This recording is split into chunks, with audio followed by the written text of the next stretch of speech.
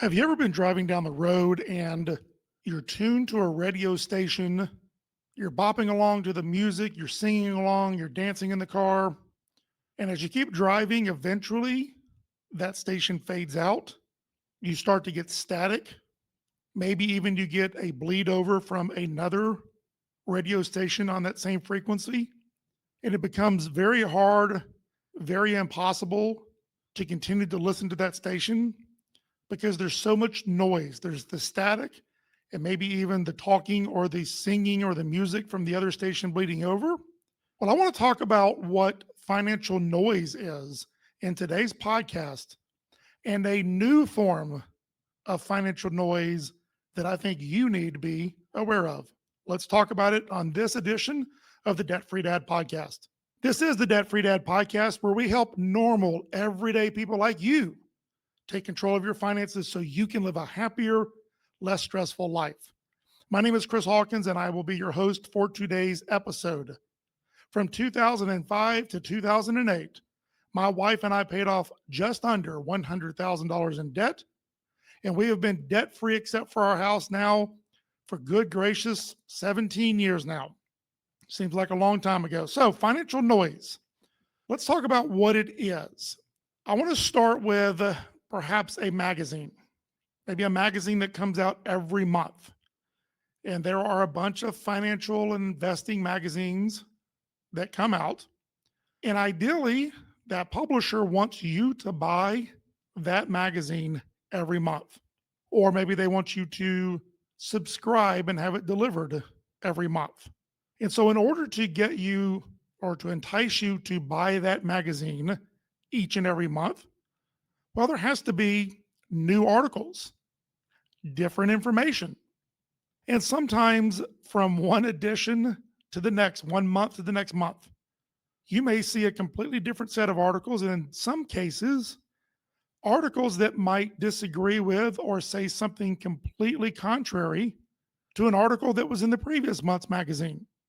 But you see, if you're the publisher of the magazine, you have to create new content every month, because if you publish the same magazine, say in July, that you published in June, well, people who bought it in June aren't going to buy the July edition. And so they have to keep publishing new information all the time. And sometimes the information that's published, and I say sometimes, actually a lot of the time, the information that you read in one magazine may be different or contrary to information that you read the month before or 2 months before, etc. Well, let's take blog posts. Let's take podcast episodes. In order to get people to continue to listen, you have to put out new information. And sometimes I've seen blog posts by the same blog owner, same author, same writer, same publisher, where they tend to give different advice in one blog post than they did in another. And so that's one form of financial noise, when you're getting inconsistent information, even from the same source. You start to question, what is it that I'm reading? What is it I'm supposed to learn? Which station am I tuned to? And all you, in your mind, it's sort of like that noise that happens on the radio station. It's static. It's unclear what it is that this author or this publisher is encouraging you to do. And so what it does is it creates some level of uncomfortableness, some lack of clarity, questioning what you should be doing, who you should be listening to. This is normal. It's been going on for a long time. You go back to, you ask one person for a piece of advice, they may give you what they think is the best thing that you should do in a situation. And somebody else may give you a second piece of advice. Someone else may give you a third piece of advice and a fourth, etc. And the more advice that you get, the more unclear you become. Here you are asking people for advice, and you think, well, if I get more people to give me their advice, it will probably give me some level of clarity, but usually that's the opposite. So that's what we call financial noise, is when you've got information coming from a variety of different sources that are inconsistent. whether it be from multiple people or even from the same magazine, the same blog, etc. And so financial noise makes it very difficult to try something different because you are unclear. And I know here at the Debt Free Dad podcast and with the roots of personal finance, there has been a consistent message now for 10 years. That's the one thing I think I like about Brad and what he's doing. And what we're trying to do here is we are consistent. We try to give you the same information over and over and over again so that there is no financial noise. But I want to talk about a new type of financial noise. It's something that concerns me and something that I want all of you out there who are on your financial journey trying to learn to better manage your money, to do a budget, to pay off debt, to build wealth, all of the things that we talk about, something that I think you need to be aware of and be careful of, because this is a new type of financial noise that I think is very, very dangerous. So let me set the stage this way. A few months ago, I saw a blog post, and the title of the blog post was something along the lines of 8 mindset books that you should read. Well, I love to read, so I thought, man, I want to see what books do they recommend? So I opened up the article and I went through and looked at the 8 books. And some of them I had read, some of them I have not read, but I actually own and still need to read. Some of them I've heard of, but don't own and haven't read. And others I had never heard of. But I think there was at least 4 or 5 of them that I've read, and maybe 1 or 2 others that I hadn't read before that I've heard of or that I own. So I was a little intrigued, but I read the article and that was the end of it. Well, a few days later on my phone, I see a similar heading, similar title on a different blog website. 8 books that will help you change your mindset. And I thought a little odd that here's 2 articles within a few days of each other that talk about books to help you change your mindset, and there just happened to be 8 of them. Well, guess what? When I opened the article, the same 8 books. A couple weeks later, 8 books you should read to change your mindset. Now I'm becoming a little puzzled. Open the article, and you guessed it, the same 8 books. Well, I noticed a similar trend. 7 books you should read to help your personal finance. Again, I looked at the list. Some of them I had read. Some of them I hadn't read. Some of them I thought was a little weird that was on their list. But you know what? That's this author's priority to put on their list what 7 books they think that people should read to improve their personal finance.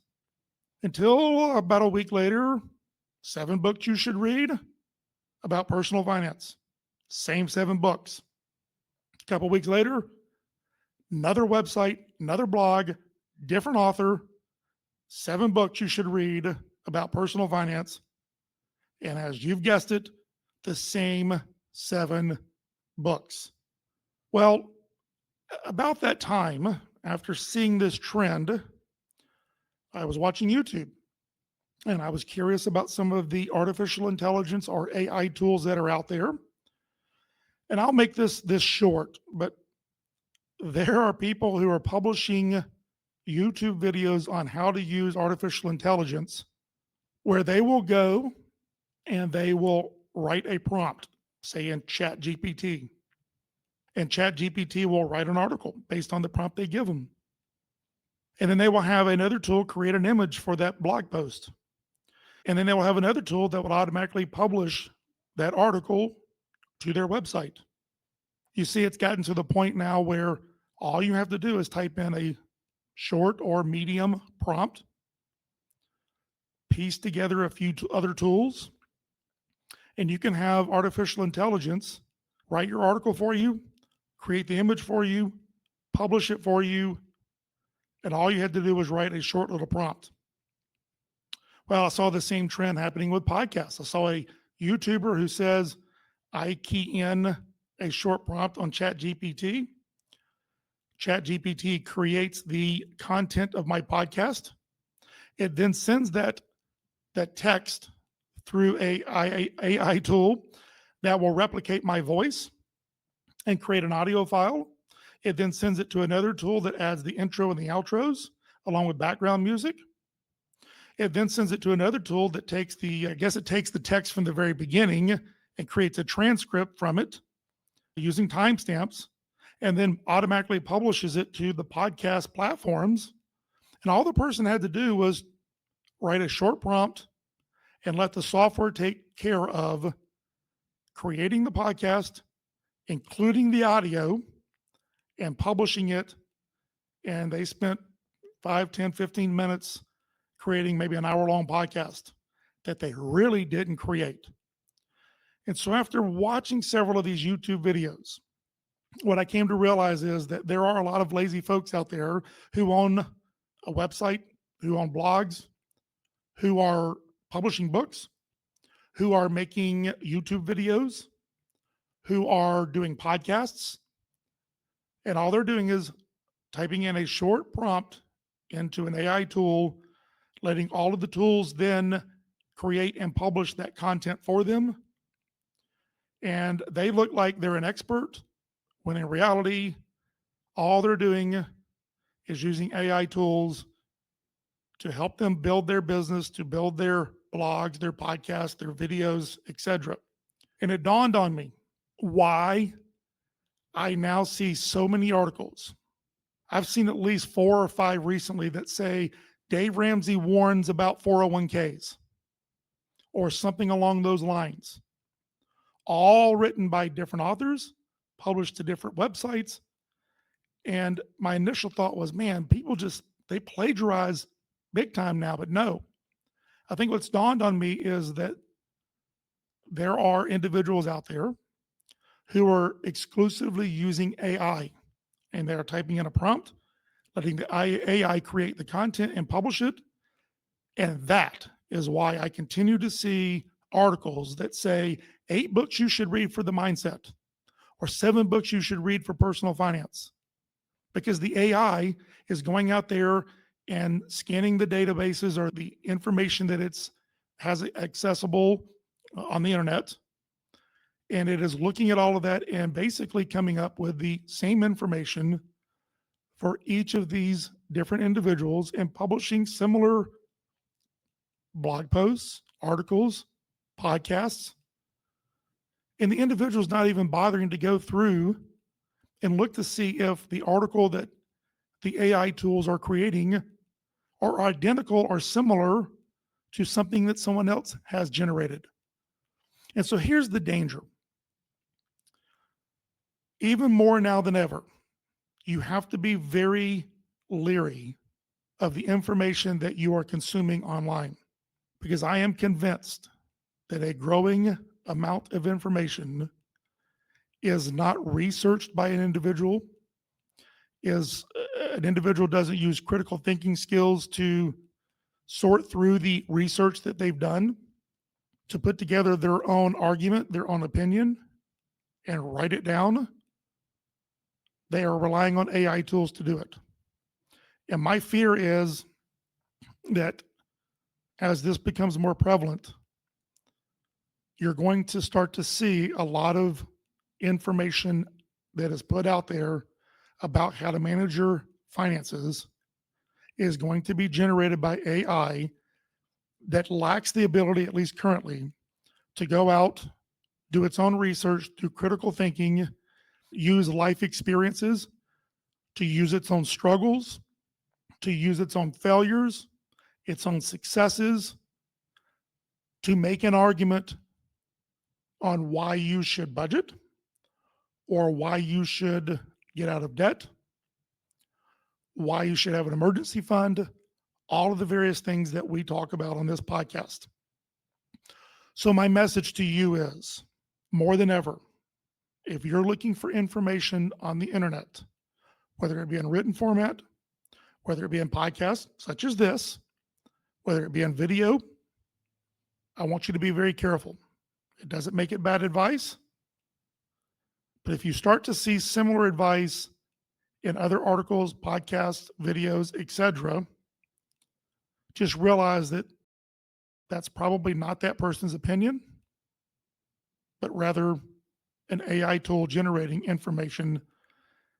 And I think it's very, very dangerous for you to rely on information that a computer is generating based on a wide variety of different resources, many of which have differing opinions, to encourage you what you should do with your money. Now, listen, if you're ready to break free from living paycheck to paycheck, which if you're listening, I hope you are. You want to reduce financial stress. You want to build savings. You want to finally pay off debt for good, but you're not sure where to get started. Don't worry. We've got you covered here at Debt Free Dad. Simplify My Money is sent each Sunday to your email. We make it easy. And Simplify My Money, it's your step-by-step roadmap to better financial control. And you're also going to learn easy to follow strategies to manage your money effectively. You're going to get stress-free money decisions that will help you simplify your financial life with proven tips that actually work. You're also going to gain the tools and the confidence to tackle your financial goals head on. You can sign up for Simplify My Money by clicking the link at the top of the show notes. Thanks for joining us on today's show, and we will see you guys on the next episode.